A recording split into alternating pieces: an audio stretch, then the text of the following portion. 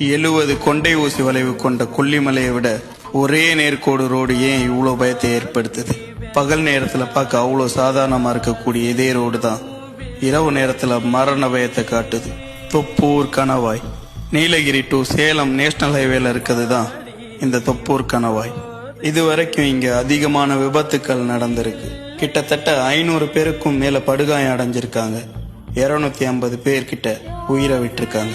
நான் இப்ப பேசிக்கிட்டு இருக்க இந்த நிமிஷம் வரைக்குமே இங்க விபத்துக்கள் தொடர்ந்துகிட்டு தான் இருக்கு. இதுக்கெல்லாம் பின்னாடி இருக்கக்கூடிய மர்மம் தான் என்ன? தொப்பூர் கணவாய். என்னதான் பகல் நேரத்துல ரொம்ப சாதாரணமா அந்த ரோடு இருந்தாலும் இரவு நேரத்துல மரண பயத்தை காமிச்சிருது.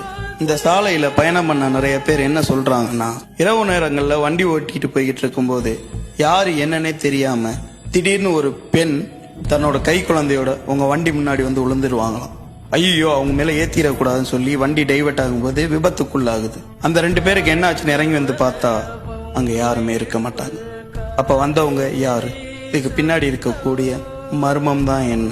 25 வயசு மதிக்கத்தக்க ஒரு பெண் தன்னோட 1.5 வயசு கை குழந்தையோட சாலையை கடக்க முயற்சிக்கும் போது விபத்துக்குள்ளாகி அதே இடத்துல துடிக்க இறந்து போறாங்க.